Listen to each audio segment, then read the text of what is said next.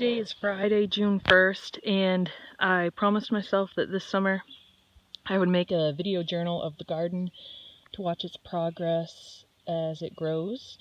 So I've been working hard all week at trying to get it looking nice, but to be honest, I didn't feel like doing it today, and I'm still going to make the video on June 1st like I promised myself, but it's weedy, stuff isn't finished, and I didn't meet my deadline.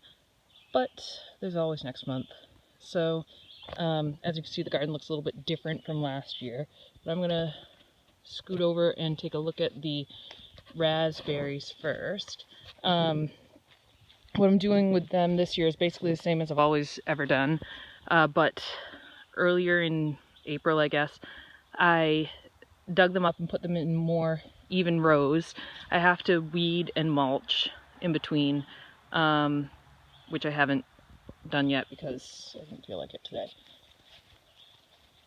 My garlic I planted I think a week or 10 days earlier than last year's. I planted it in November. There's a combination of like some soft neck store garlic, bugs over here, and music garlic, which is always my favorite, that came from our garden here, and a few others that I got at the Common Ground Fair.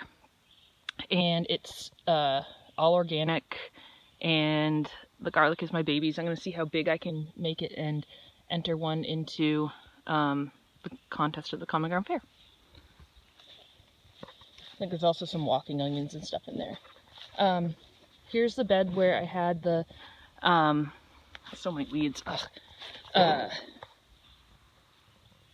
celery last year. Some of the celery survived, so I dug them up and put them in where I used to have the cherry tomatoes last year. There's also a sprouted chestnut tree that came from Dr. Danner's house that I started last year and survived the winter, so I planted it there. I moved the perennial vegetables such as the rhubarb and the asparagus in here, kind of made room for them.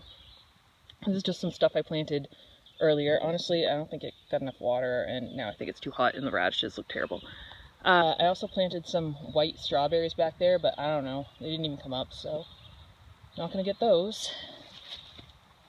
The raspberries actually seem to do very well after transplanting. I thought they'd take a big hit, but so the garden was going to be my baby this summer, and hopefully it still is. I'm not in the mood today. But like I said last year, I'm gonna get up on this.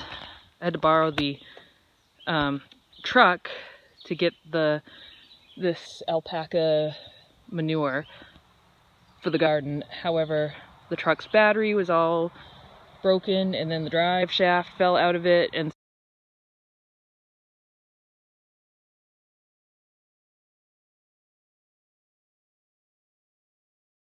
so then Mom and Nan and Grampy had to shovel the manure out into this trailer, and then I did it mostly.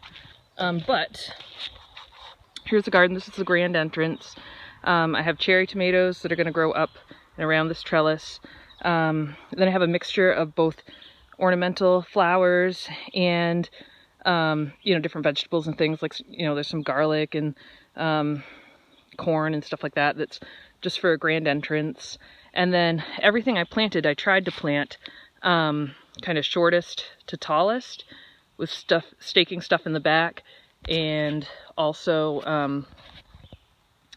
I kind of had like some little like Epcot like lands in the back, but those kind of got a little less involved. I need a couple of people to help me make a giant squash arch in the back for my squashes and gourds and things like that.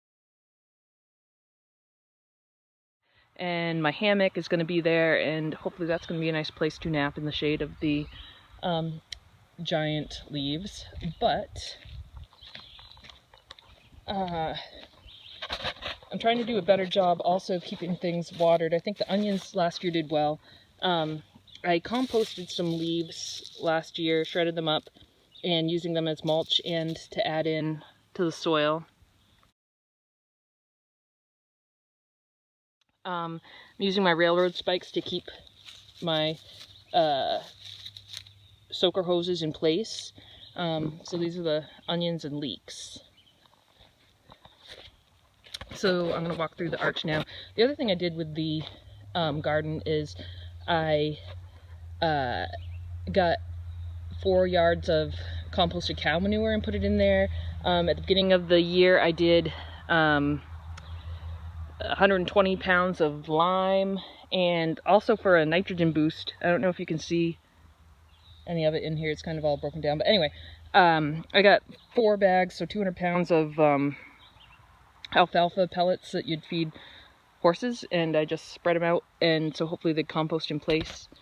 I accidentally made this row way too wide, but I think I'm going to plant kind of here once things get, once the lettuce and celery and whatnot, and broccoli and cauliflower kind of get done, plant a row of beans so that they'll kind of grow up, and I'll make up some of this space.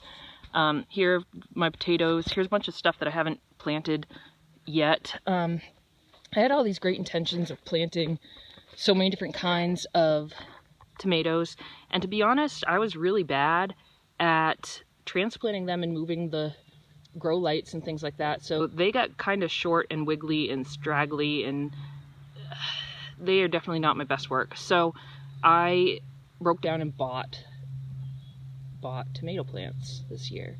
So it's the traditional boring types that you can see at all the garden stores or whatever. I still have some of mine. I'm hoping that, and I'll get to that later, I'll find an opportunity to get those. So I'm doing a different experiment now rather than different types of tomatoes. So this is one of my themes. This area back here is quote unquote Italy, and so I'm going to grow basil, tomatoes, garlic.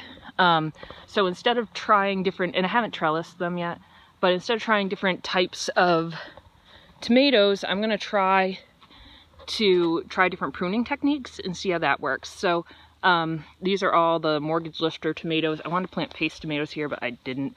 These are all the hybrid early girls, that I purchased, so that sounds like a terrible thing. But anyway, I'm going to try either not pruning, pruning them to 1 or 2 main stems, trying to try some like different sort of techniques and just see what does the best. So I'm kind of using the same climate, same fertilizer, same everything, same type, but different trellising techniques. So that's going to be my experiment.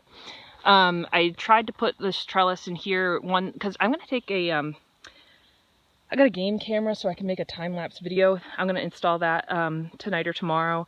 I'm going to move it every week, but I have like I don't know if you can see scarlet runner beans, so decorative beans, in contrast with pole beans, so edible beans in the back corner. And then I have edible peas that are telephone peas or telegraph peas or whatever, and they grow up 5 feet tall.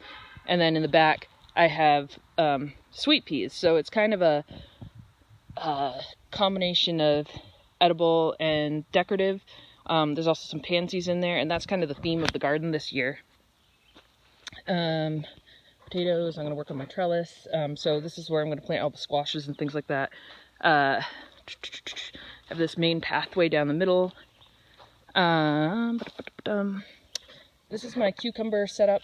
Again, my cucumbers, I tried to sprout them from seed and they got too leggy, so I'm going to try to replace them.